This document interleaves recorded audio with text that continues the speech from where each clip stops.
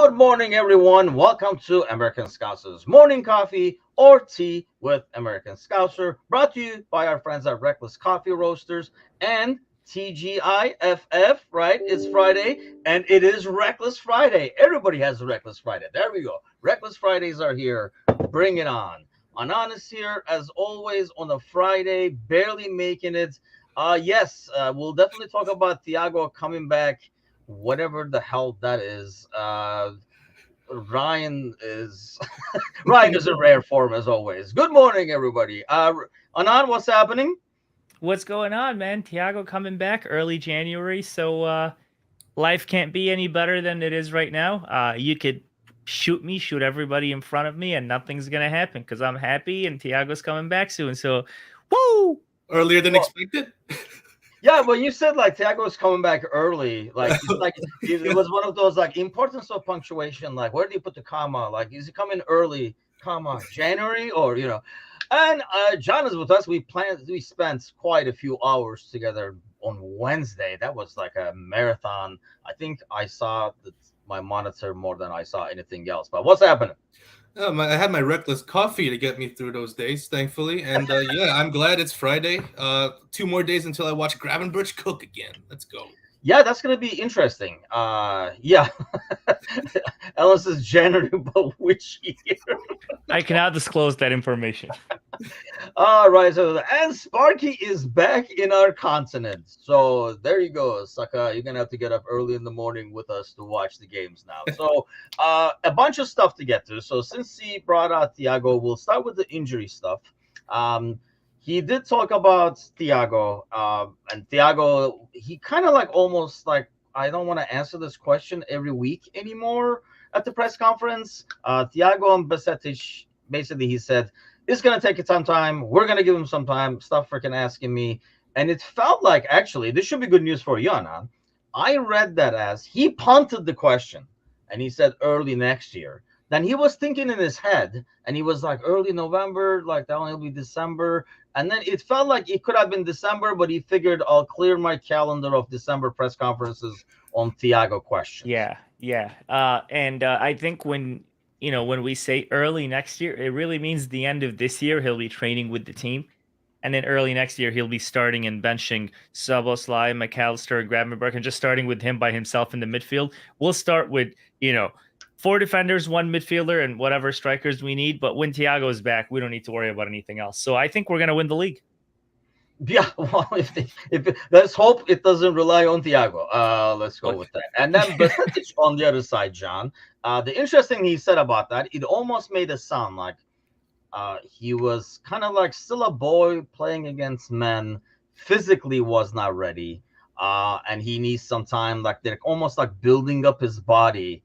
Like he's in the lab in the back. They're putting together the pieces over there, making a stronger Besetic kind of an ordeal.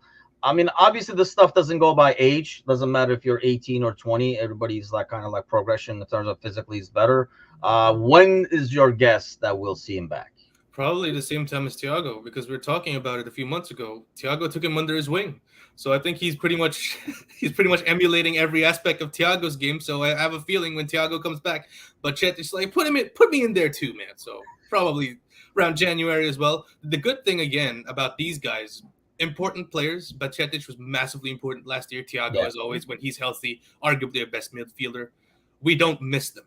That's the best part. Would you agree to that statement, Anand, that we do not miss them? I don't know. You don't miss them. I don't miss my chances, but I miss Thiago. We got guys like Gravenberch, so. No, I think we talked about this last week. Yes, we now have that selection headache where we've got options and everything. But listen, let's be serious. If Thiago's fit, you can bench the rest and play with 3 less players, and you're winning games. So. Save on energy. Well, let's talk about that. Sergi says he'll play 1 game and be out for the rest of the season. But here's the thing. That's what a game that will be. we'll win that game, and yay, so it's good. I think, here's the thing. When he does come back, I mean, all joking aside, I don't see him benching anybody, but I think, we see a lot of less. Yeah, exactly. That's probably how you look. If he's starting, that's the look he's gonna have. I think like over Szoboszlai or Gravenberch or Jones even. But I think, John, we will get hopefully, especially in the busy time, we'll get a lot of like 20 minutes appearances, whether it's to close off the game and control it, or is this to maybe, one final push in terms of attacking? I think it's more both, and I see Thiago excelling in both roles because, like, even with our pass midfield, he's probably still our best midfielder right now in terms of experience. And technique, and everything. Well, okay. Right, I'll leave the superlatives for Anand, but like talking from an objective standpoint, yeah, he is probably our best midfielder overall, right? So him coming in to slow down the game, or him coming in to increase the tempo of the game, spray those passes out faster and set up players with those long balls is going to be a luxury that we haven't necessarily needed, but it's great to have. Yeah. And I think, I think that's what Klopp kind of like makes it sound. And I don't know. Anand's like giving us these looks right now. Like, I'll take you off the screen for a little bit if you want, while we talk about Thiago over here, and then you can just come back when we're done. But I think, I mean, he made it sound like we do not have to rush them, and I think that's the beauty of it. So we're taking our time. I've kind of given up on the fantasy of getting anything for Thiago at this point in January. But it would be nice to get him maybe at that time. We're going through, like, December is obviously always crazy. Yes. And you will have injuries. So it will be good for him to come in. And even if he gives you 20 minutes a game, that's quality 20 minutes, all joking aside. Right. So let me say, y'all out here talking reckless, okay? Y'all talking reckless. Here's the thing. That should be a card, actually. That's nice. I like that. Yeah. You know what? Whenever you guys say anything bad about Thiago or Darwin, this card comes out. So Thiago comes back in January, and this is now in all seriousness. And sorry, I got stuff in my mouth because I just did a thing in my mouth, so it's very hard to talk. But listen, in all seriousness, I'm not going to dissect that statement. Keep going. Out of context, that statement is very worrying. Y'all talking reckless? So stop talking reckless. So Thiago comes back in January when he's 100% fit. He's going to be our starting midfielder for that 6th position. We're going to move McAllister in his normal position. So it'll be Thiago, McAllister, and Szoboszlai. And that is our midfield for the rest of the season. Granted, maybe McAllister and Szoboszlai will get injured because they get injured a lot. Thiago doesn't. So he'll play for the rest of the season. But that will fix our solution. That will free McAllister to play in his natural position. That will free Szoboszlai to be comfortable. So I'm actually excited. Forget because I'm in love with Thiago. Forget all that. I'm just excited because we might have a complete midfield that we've wished to have for a while and we couldn't. Even last year and the year before, we were like, we wish we could see Thiago playing with Keita and, Thiago, Keita, Henderson, or Thiago, Keita. We never got to see that because Thiago played a lot, but Keita's always injured, weirdo. So in January, come Thiago, when he comes back, I think we might see Szoboszlai, McAllister, Thiago, and we might actually, become a good team because right now we're lacking at Thiago. That's all. Yeah, that's the only thing we're lacking. I mean, honestly, Thiago. Matteo says Thiago always was meant to be a luxury, and I think so, right? When we signed him, and I like that. But I think we're saying that too much now, as of like, oh, he's just a luxury player. No. Let's pump the brakes here, guys. Y'all talking reckless, okay? He's a luxury player. He's a luxury player. You just started following Liverpool. Heck, if you started following Liverpool like this time last year, you don't even know probably that Thiago is a Liverpool player at the moment. It's because he's such a humble guy. He gives the other guys a chance. See, you guys are. It's him giving others a chance. He's like, hey, mira, okay. I've done everything in my career. Let me give these nobodies a chance. For a second, I thought Thiago was talking in the Arabic accent, which made no sense. But no. He hasn't gone to Saudi yet. He hasn't gone to Saudi. That's in January. Okay, I agree with Sparky over here. So let's stop the reckless. Okay, let's block Sparky. How about that? Just block him. I think Thiago will make first regular, and I agree. I think either way, I don't see any scenario. I mean, Ryan says I'm okay with him starting at 6. I don't think Alan says I don't think Onana's come with this again. But I don't see a scenario where really he starts over. Barring injuries and stuff like that, I honestly do not see a scenario where Thiago will start, especially when he comes back. If he comes back in January, let's put the if in there, right? If he comes back in January, John, you got to figure he's eased into the action. So by the time he's getting like, regular minutes, it's probably February, March anyway. I just don't see him at that part by then. I would think this midfield is even more established. And that's another reason I don't think he finds a starting spot. But no, it's not to say he will be valuable, because he can, like we said, he can come off the bench. Do you see a scenario where Thiago will be like the starting six, like Onana's making the crazy? I actually still see him sort of playing on the 8 role. I mean, I'm surprised that y'all went straight to the 6, because I don't know, like McAllister is struggling at the 6 role at times because sometimes he's a bit too slow, it's a bit too small. Like if we're gonna put Thiago in there, he's just as small. He's aged a little bit, right? Like he can tackle, but sometimes he's just not as quick. He wasn't quick as he was at Bayern and during his first few years at Liverpool. So it might be a bit risky putting him there. So I kind of see him as another 8, maybe as depth for McAllister, as depth for Gravenberch, or even depth for Szoboszlai on that right side. Like he's played on that right side before. He's played on that left side. He's played everywhere.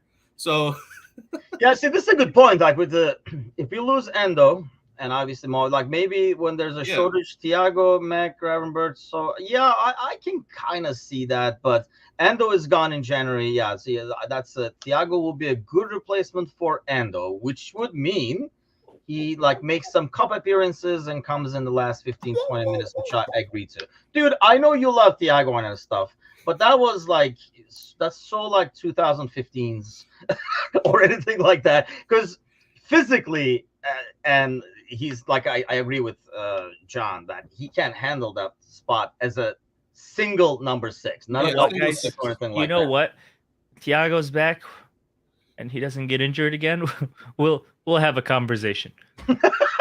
Okay, the realism comes out. Thanks freaking God. I thought we lost you for a second there. Okay, he's back. Well, Sparky gives him 34 minutes, so that is a lot. That is a lot. I mean, no, in all seriousness, I think he will be valuable if we can get 15, 20 minutes. If you're bringing a Thiago off the bench, so like I say, or close out a game or get some fresh legs in there, you're in pretty darn good shape in terms of depth, I think. So I gotta say as well, the technique of a midfield between Thiago, McAllister, and Szoboszlai, or Thiago, Gravenberch, Szoboszlai, is insane. That's insane. Yes, it is. I mean, the creativity and like skill on the ball. Yeah, yes. So crazy compared to the midfields that we're used to. I think, like at least over the last decade, I guess. So how about Besetic? Like I say, he did make it sound like it's not necessarily more of an injury, and it almost sounded like he can even get out there and give you 10, 15 minutes. But because of physical readiness, John, if he does, he will not even last the 34 minutes that Thiago would, and you go back to square one. So it almost sounds like we will not probably see Besetic this year.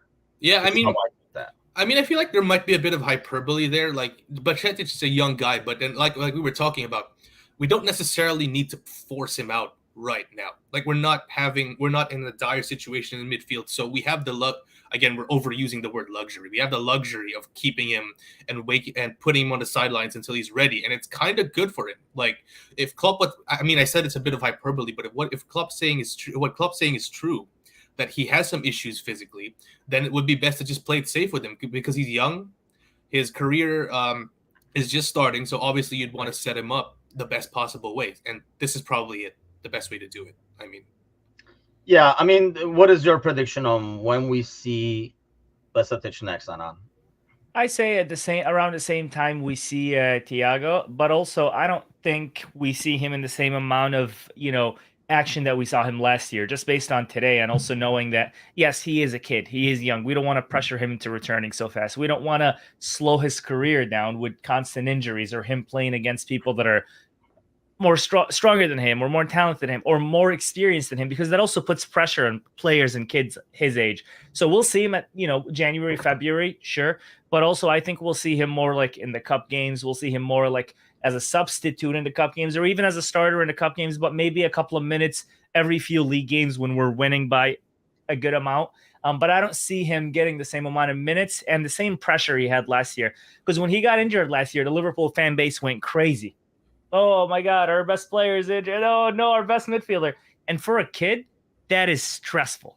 So I'm glad Jurgen took this stand on this, because he's letting him know, listen, your future, your development, and your career matters more than playing this season. And I like that. So yeah, we'll see him. Just we won't see him as big of a role as we did last year. And because I hate to say this, the luxury that we have now, in which we have other midfielders that can fill in that position, and the GOAT's coming back. So yeah, no, we're okay. No more Bacchetic at right back as well, please. No. Yeah, I'm okay with that. And I think that's the thing. Maybe he realizes that we did some reckless stuff with him and kind of like physically abused him a little bit, and he didn't make it literally sound like, without saying it, that he's physically not ready. He was like kind of like a boy playing against men, kind of an ordeal. Well, I'll just put this on the screen and let you read it there on okay, let's read this. Thiago is sixth choice in his current squad. There's a lot of people rose-tinted glasses when it comes to him. He's taking up valuable wages. Hey, sir, Route. Good opinion, though. We respect everybody's opinion here. Yeah, I have to agree with that opinion. I mean, in terms of like the number, 6 sounds about right. But like I say, it'll be valuable when he does come in. And I think, we'll be glad to see him when he's lining up on the sideline, coming in to finish off a game and stuff like that. There's no complaints there. But I agree with the wages. I think in some ways he has kind of a little bit replaced the role of leader off the bench and in the clubhouse, kind of an ordeal, as they say over here. But hey, let's continue with the love affairs of Anand over here. He was talking about Nunez, referenced a little bit about like the language barrier and stuff like that he had last year, and he's getting there, and he has so much potential. It's almost like we're nowhere close. When do we, or what does it take, do you think, to reach that potential, Anand? Realistically, taking the glasses off.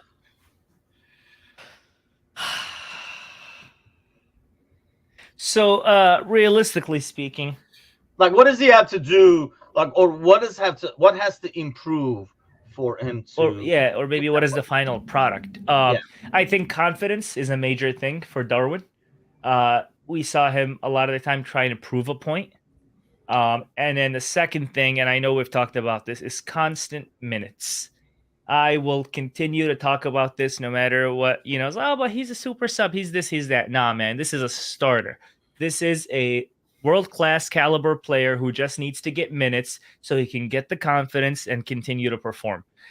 So for me, minutes, put the trust in him. And believe it or not, when Thiago comes back, the language will make a huge difference when he can communicate with somebody that speaks his language and that is able to guide him. He's got Diaz. He's going to have Thiago. He's going to have multiple Spanish speakers in that team that'll help him fit in better. Right now, for me, he's 7 out of 10. He's almost there, but we're starting to see glimpses of a guy who can be a problem for everyone. But despite how much I hype him up, he's not there yet. How about you, John? Like, what do you have to see? I mean, I think, when was it? Like this weekend when he scored that goal, I think it was Gally in the Discord channels. Like, I think we have to change our tone and how we actually told the, hey, Sir Round Sound agrees with you. So hold on, let's clip that one. But John, like, when do we say, this guy is like, there should be no debate about him? I think we're almost there, if not there already. Yeah. For me, we're practically just a few steps there. Like, as I said during the post-match game last Wednesday, between our forwards, aside from Mo Salah, which player can produce that moment of magic that Darwin Nunez did, aside from him? No one. Like, you would back him over Jota, over Gakpo, over Diaz to produce that kind of moment to change the game. Like, we talk about the misses, we talk about the lack of composure and the fact that he's affected so much for his confidence, but that's a mental thing.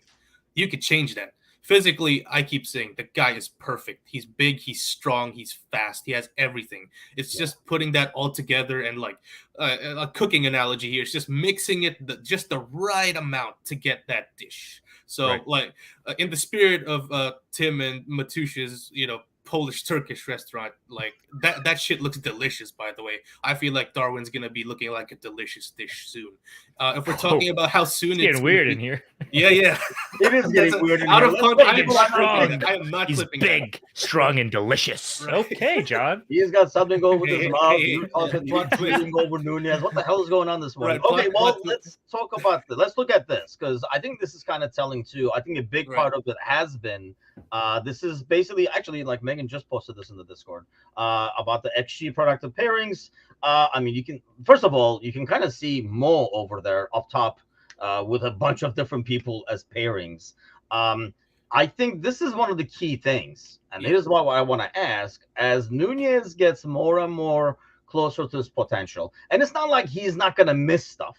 He will be missing stuff. Yes. I mean, Holland misses goals. I mean, every striker is going to. So, like, to expect him to, when he starts making everything, it's just like realistic. That's not realistic. That's never going to happen.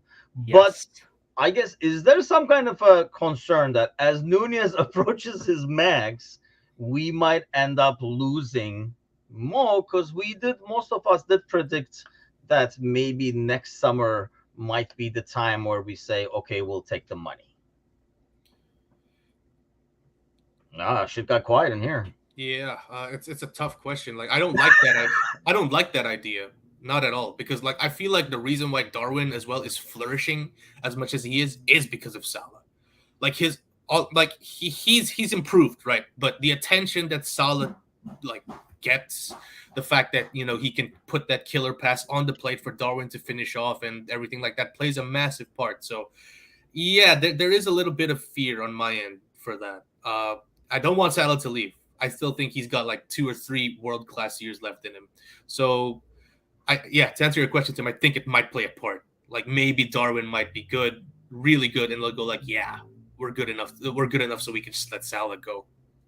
Yeah, I mean, because when they asked him in the press conference, he kind of flat out said, didn't even give it a second, second thoughts in terms of like, should we, kind of a thing when it comes to Mo. But then again, bear in mind that was 4 days before the end of the transfer window and stuff like that. That approach might change if that thing comes in June, and now you are given this money to be able to replace or do whatever. How much of what is your take on it, Anand? I think Mo signs a new contract. I think Mo signs an Ali Mac is delicious. What is happening here? I think people are hungry, dude. we need another sponsor, like a biscuit sponsor, to go with the rest coffee. I think this is my fault for calling Darwin delicious. So, well, you did say he's big. He's strong, and then he's delicious. I'm just gonna. No, I think Mo signs a 1-year extension this year. That's gonna help ease all those thoughts. I think Darwin relies on Mo. Diaz relies on Mo. Mo relies on them. I think those 3 complete each other up there. So I'm not gonna say Darwin's emergence will make Mo an okay thing to leave. That's one. 2, Jurgen talked about Mo wasn't even thinking about leaving. He didn't even bring it up. But most importantly, players that missed the Saudi League train this summer are players that will not end up in the Saudi League. I think that hype train is about 55% gone. And now I know Saudi got the 2034 World Cup. I know now they're going to be paying players significantly more to go there and market what's about to happen. But that train is gone. In my previous show, I talked about one of the biggest clauses in Ronaldo's contract was, if you come here, you got to talk about Saudi and the World Cup 2030. Once 2030 was no longer a thing, they went crazy signing a lot of players. And I said in my show, they're going to do 2034. And boom, now we know it's going to happen there. But the players that didn't go, our players aren't going to go, because the feedback coming out of the players that went isn't all that. Minus players that play for Al Ahly or Al Hilal. So you got like the Riyad Mahrez, the Bobby Firmino, the Mitrovic, the Neymars. Minus those guys, nobody's saying a good thing about the league. The guys that are Al Ittifaq, Al Ittihad, those guys hate their lives.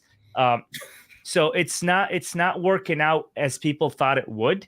And if you're on the Arabic What side do of people think social though? Like, media, do people really think they're gonna go there? This is like, I hear this is a great place. No, it's not. Ah, damn. I mean, so like, here, when you so went there, actually, you went for the money, didn't you? you'd be surprised at how many people were like, "Oh, this is going to be the fastest growing league in the world." Sky Sports ended up signing a deal to broadcast it. Freaking in the US, what was it? CBS signed a deal to broadcast it. They're like, "Oh my god, this is the fastest growing league in the world." And then they're broadcasting and they're like, "Welcome to one of the biggest games, the Riyadh Derby. There's 7 people here and the players' families." And that's not looking good. And then you got players talking about they're depressed. You got players talking about this. So if you're on the Arabic side of social media, like a lot of the Arabs, you would be seeing people talking about, dude, this league is a joke. And I don't mean this to clown the Saudi league, because last week I did. I mean this because people are starting to see, like, dude, what the hell did these players do with their careers? Like the likes of like Ruben Neves, young guy. Why'd you do that? But I'm not here to blame them. I'm just here to say Mo Salah, doesn't make sense for him to go to Saudi because he's Arabic. He loves his daughter's name is Mecca and all this. He wants to end up in Saudi. It makes sense. But if it was last year, it would have made more sense early this season. But going into next seasons, that idea of ending up in the Saudi league because it's going to flourish is done. That league started off so hot, and then it started to tank worse than Arsenal in February. I mean, they tank bad. This league is tanking extremely horrible. You could put Eric Ten Hag over there and he would fit perfectly because it's garbage. So what I'm saying is they go for the money, nothing else. But right now, people are starting to say, is the money worth this shit? Penny for Jordan Henderson's thoughts, by the way. Yeah. Well, notice he stopped posting on social media. It takes a lot of pennies for those thoughts. He got there and he's like, social media. And then he's like, fuck, no more social media. I'm depressed. You know? I mean, Chris says, who wants to go out and play in front of 600 people? They'll only attract the players that want a payday. And honestly, let's face it, like 80-90% of these guys were guys that are going there for the payday. Probably their last payday, let's say, more than like payday. And then there's a few afterwards that kind of like got dragged in the winds and like ended up over there with ridiculous money, probably thinking, I'll get my paycheck. If it doesn't pan out, I'll come back and kind of like restart over. Yes. Like, you know, it's like if you're 23, 24, whatever, you'll have this thing. But don't need hand of thoughts. Just leave it to Sparky to just but I think, you know, the interesting thing will be, do the Saudis see it as mission accomplished in terms of getting the World Cup and stuff like that? Or will they keep pushing it until, you know, somehow there's a team that wakes this way into like bigger like European tournaments and stuff like that? Because let's face it, I know what you're saying. It is tanking, and, you know, it's not what everybody, at least over there, hoped it would be, and what we were maybe like questioning it would be and stuff. But dude, at the end of the day, money will still talk this summer. Money will still talk next summer. So as long as they're spending the money, one dude over there might say, I mean, we've all been in the business world where it can be a really shitty job, but if the paycheck is good, there's always somebody in line for it to take that job. And I feel like until the Saudis say mission accomplished, that money is never going to end. I keep finding it different than the Chinese thing, John, because I felt like the Chinese one was more of like a business venture, whereas this is not a business venture. This is more like a hobby, side show. We're playing around over here, like let's make a league, let's get some guys, and then stuff like that. So I feel like they don't care if it makes money. But will they be able? Do you think that they would consider this like mission accomplished? It's mission accomplished in terms of putting their name on the map. Obviously, getting a World Cup, no matter how much you're going to question the integrity of the action of getting the World Cup, is because let's face it, the fact that they were the only bidder and no one else, massively sus. And secondly, about the whole profitability thing, Tim, I actually disagree, because they might be doing this for a hobby, but if they see that they're not making money. Right, they're paying these massive wages to Jordan Henderson, to Neymar, to Firmino, to Benzema. If it's showing as a net negative for their profits, surely one of them is going to think this isn't sustainable. Let's just give this up. The jig is up, because like nothing is infinite in this world. Even oil money, except oil money. Well, that's what we think. But then we got the superpowers who are transitioning to electric vehicles and so on and so forth. So why are these guys? You have to ask, why are these guys getting into sports? Why are they pushing hard to get into these European leagues? They're diversifying.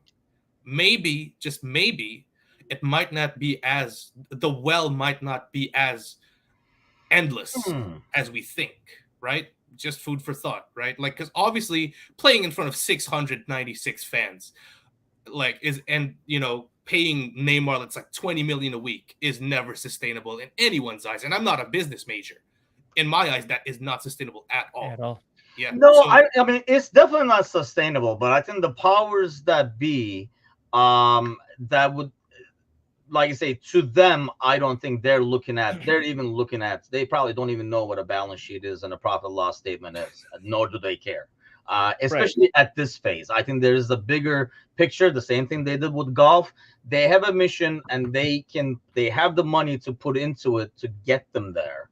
Whether, I mean, this whole Saudi World Cup thing, it's clearly, in some ways, you would think they could have just bribed. They didn't have to do all the shebang over here. They could have just bribed their way, like other countries have done in the past, to get the World Cup. But there's more in play. Like, as they disturb the European football way of things, if you will, they are going to be getting some stuff to be quiet. Just like we talked about this with their transfer window, of keeping their transfer window late compared to European leagues and kind of disturbing the whole balance. I feel like, Anand, they're kind of like using all the stuff, signing players, increasing the wages and stuff like that to get other things that they want. Once they get out of that stuff, then they would go.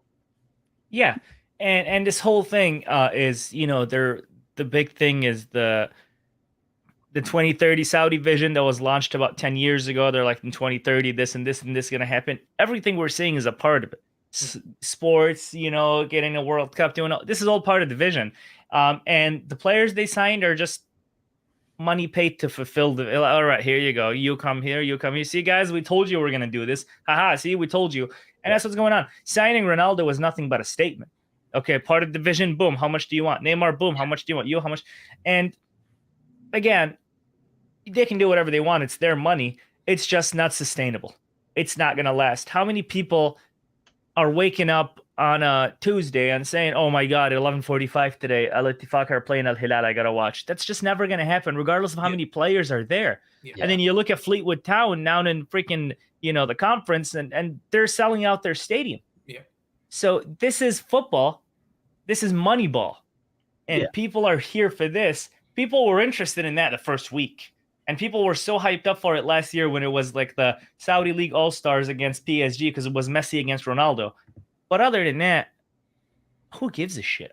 Dude, they're doing all kinds of weird stuff. Like the Turkish Super Cup is in Riyadh, which is like a huge Spanish and Italian as well in Turkey. Like, because they're like, why are we going there? Like, why is everybody going there? Obviously, I mean, it's generational wealth for the Turkish Federation is why they're going there. But I guess let's go back to this conversation because this is kind of how it all started. Do we then think, regardless of what the hell happens to the Saudi League in the future, this summer, will they still be a player for Mo? Because when I look at this, you kind of like, if you didn't know already, when you look at this, you kind of see, John, how important Mo is to the overall equation. Yep.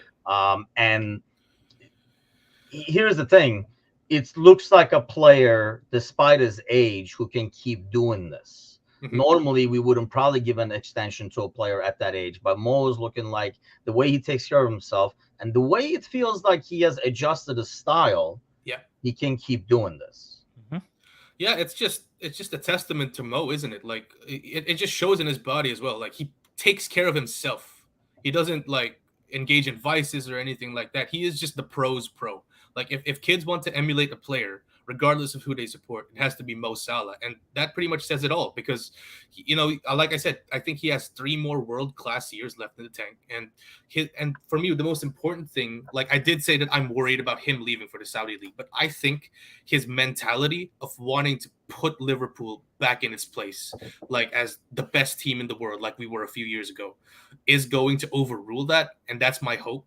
Like it's gonna make him look past, the lucrative deals and the fact that it's culturally significant to him. He wants and he knows that he is the best player in this club and he wants to be the one leading it. And for me, that is massive. That mentality is massive.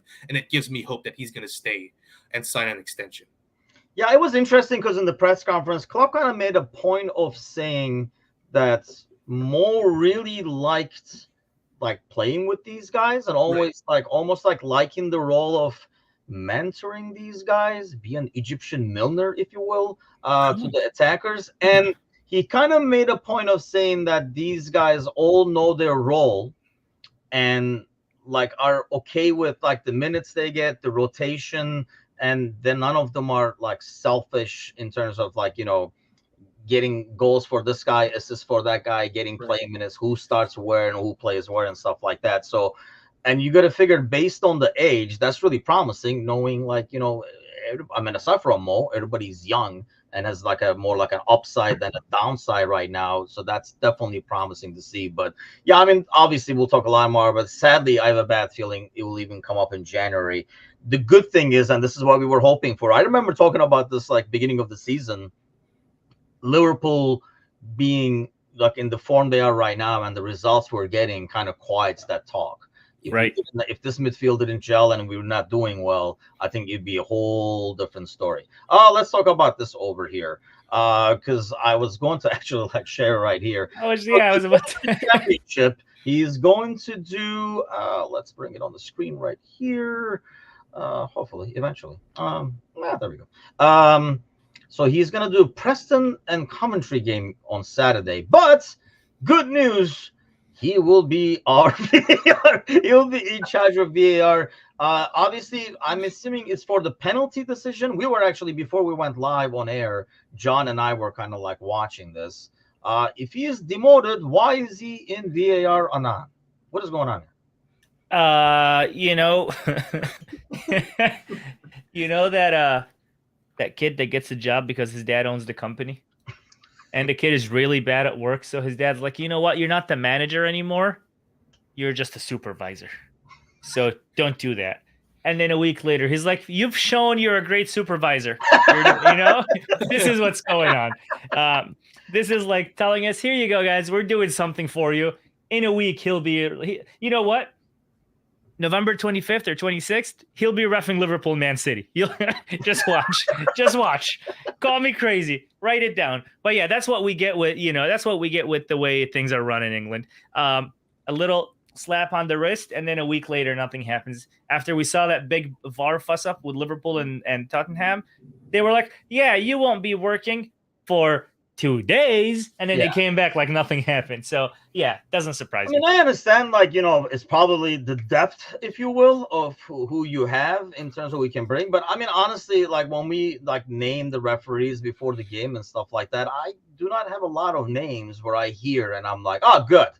So it's like it's gonna be a shit show either way. Yeah. Let's hope that it does not come to the ref. Is where I'm at, John. Like, do you have any refs that you hear the name and you're like, sweet, he's in charge? Oliver, I guess. Oliver. Yeah, he's all right. Like it's kind of like a best of a bad bunch. Well, yeah, I guess, yeah. So, yeah, no confidence at all, and this is just the least surprising thing ever. Like here I am, like face palming myself. It's not like I've watched this league for 10 years, knowing how incompetent these idiots are.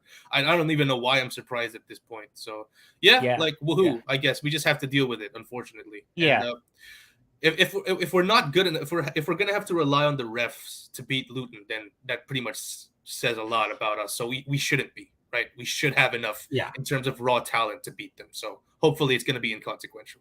Yeah, I mean, like I say, it's gonna really come to similar to this Bournemouth game, and I don't know what the weather is gonna be going to Luton. I feel like if it wasn't for the weather, the Bournemouth game would have been a lot easier for us as well. But once you get the first goal, I think that game will go our way. It's just like getting that crack in the wall is going to be it. When it comes to Diaz, he said it's up to him. Obviously, that's still in limbo as of now.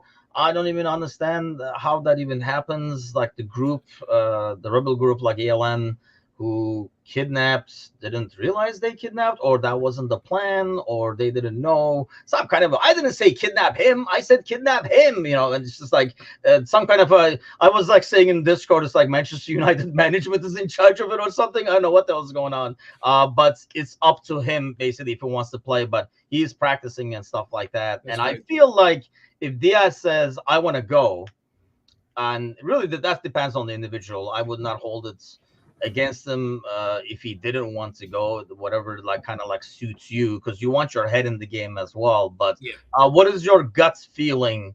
Because my gut feeling is that he will play, especially since now Klopp opened the door and said it's up to him. I almost felt like that's kind of throwing Diaz a little under the bus, where Diaz will say, maybe it was a language barrier, but I thought the way he phrased that kind of sets up Diaz.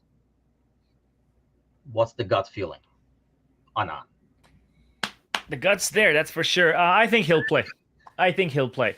And I think things are looking more positive where, his dad's going to be found safe and everything. Because, I know that the gang guys, guys, I didn't say get Luis Diaz's dad. I said, I love Luis Diaz's dad. And they're like, oh, what? He's here now. He's like, ah, shit. Yeah, I think good, because he's in the next room tied up. Yeah, I think he'll play with Jurgen saying he opens that door for him to let him know, if you're ready, we're ready. So I think he'll play.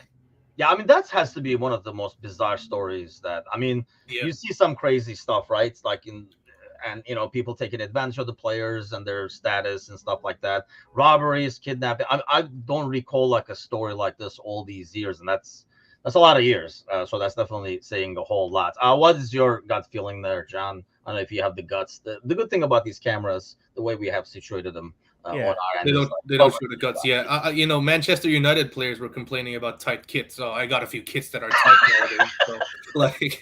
So good thing they don't show the guts. With Diaz, it's great that we have him back. Rather it's up to him, but at least there's a chance that we have him back. I don't think he starts. I think he plays, but I don't think he starts. I think Jota starts on the wing.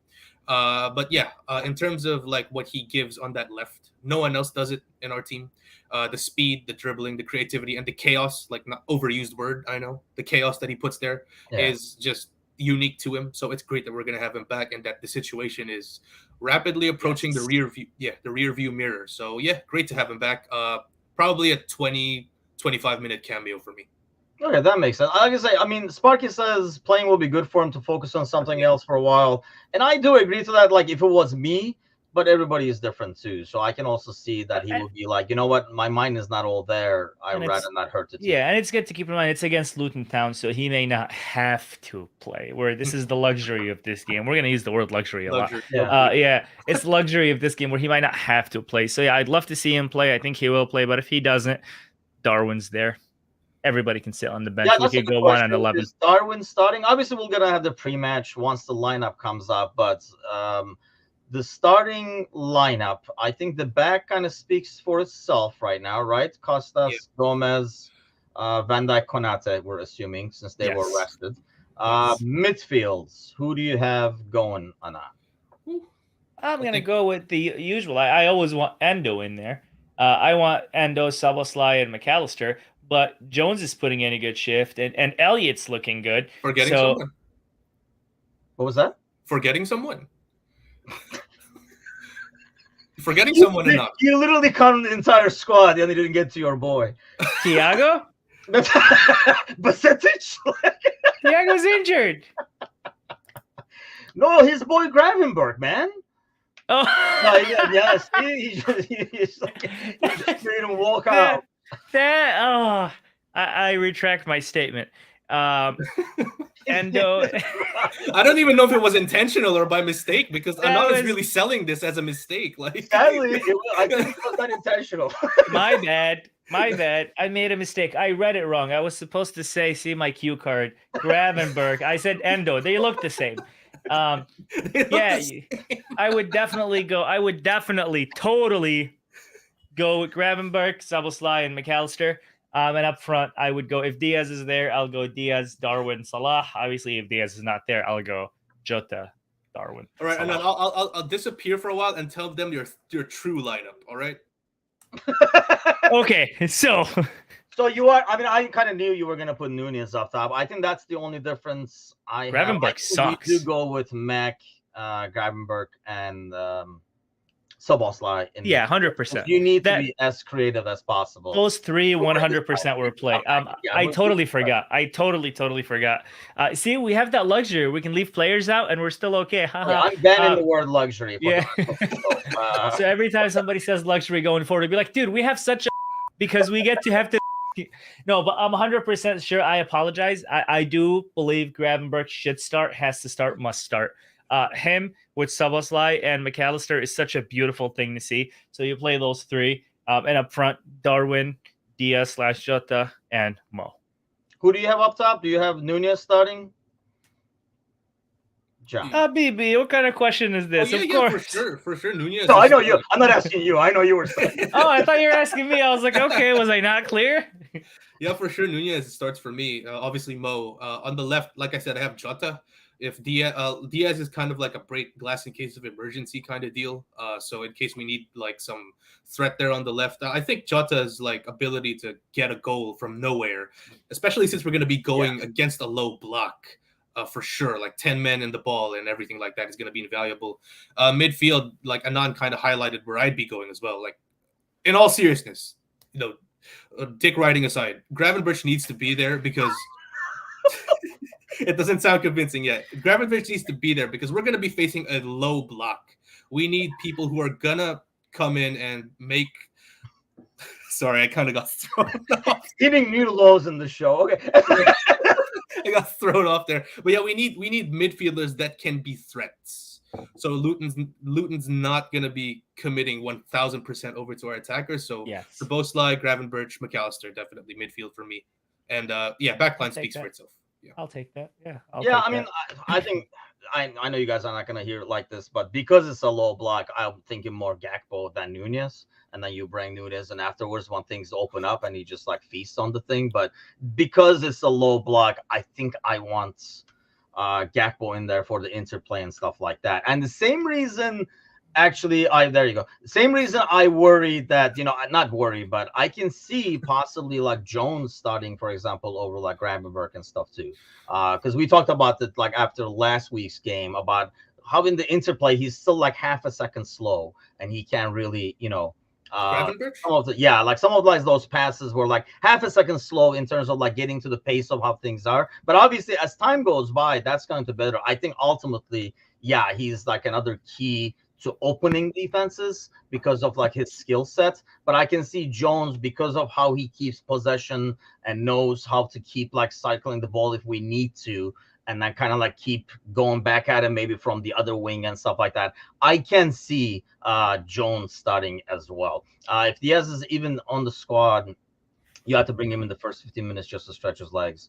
I think, if he is there, he will definitely come in. I feel like if he is there, he's starting is the way I look at it. Because I think if he's making that, I don't want to say sacrifice, because it's kind of like his decision. It's almost like he might see that as something good for him and stuff like that too. Obviously, we have 2 more days, so by then that might be. I think there's like Anand was saying, there's a bit more of a peace of mind now, just because of like there were so many unknowns 2 days ago, so that's like way too much stress. There's a bit more known now, but obviously when you're in that situation, until it's resolved, it's not. The good thing is, whether it's Diaz, whether it's Jota, we genuinely don't mind, right?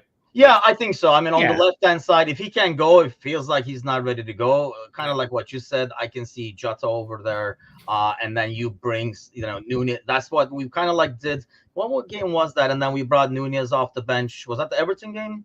Everton game, right? And then, kind of still kept Jota in there, increased the numbers up top and stuff like that too, because that's going to be the challenge of this game, and really depends on how the beginning goes. If you can get a goal in early, I think the floodgates will go until we decide to control the game and take it easily. I am not reading that, but it's something of fortunes perhaps. Okay, let's take some early predictions, and then, like I say, we'll be back Sunday right after, I should say, the lineups are announced. We'll be on air over here to talk about the lineup and see if we were right or wrong.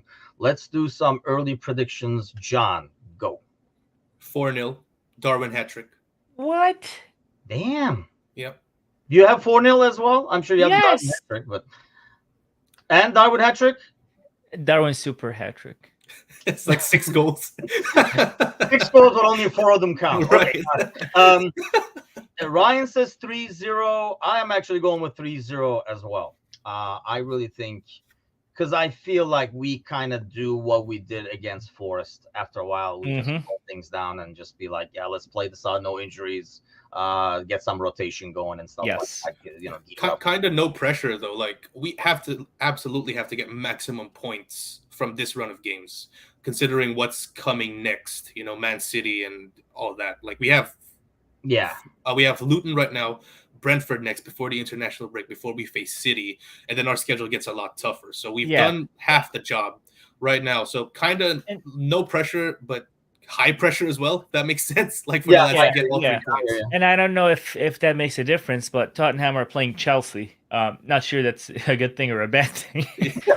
I was going to say, I don't know what that means, but But that could be a good thing. That could be a bad thing. That could be a draw, like a 1-1, 2-2, 3-3 kind of draw, depending on what Chelsea shows up, but also could be a Tottenham 19-0 victory. So we don't know. So that's a good thing for us, you know, finish the job against Luton and turn to Monday and say, you know, let's see what happens there. So we could be top of the table, or at least on the same points with Tottenham, whatever it may be.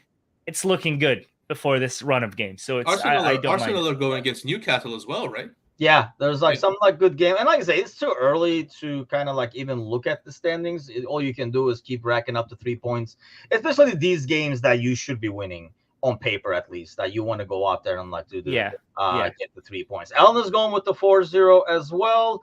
3-0 for Hassan, Jota, Soboslai, and Gravenberg. There you go. You'll be happy. Okay, Cersei is going with the Timuchin special, which, yeah, if it wasn't Luton, I would do it. I really feel like we'll be able to keep a clean sheet in this game. I kind of like see a very similar game to Forest, which I'm okay with. Sometimes it can be boring to watch when we really slow it down and control the game, but 3 points is 3 points. No injuries. Let's keep moving and then keep going. We'll be back Sunday. Do not forget to check out our sponsor, by the way, Reckless Coffee Roasters. Go check out their websites. And yes, there we go. It's Reckless Friday, people. Take advantage. And then do what your usual homework is. Hassan, Alan, Ryan, Cersei, whoever's in the audience right now live, go grab somebody by the ears who's not following us and say, what is wrong with you? Slap them around, make them follow it. And they'll join with their predictions hopefully next week. It's mostly for the vibes, guys. The content's okay, but the vibes are where Today's vibes are a little weird. John has said a few. Vibes. Yeah, it's Friday, guys. Cut me some slack. It's Friday. It's definitely been reckless. I guess we delivered what we promised. But have an excellent Friday and Saturday. We'll see you guys Sunday morning. Hoping for some delicious Darwin goals. I'll take that. Stop.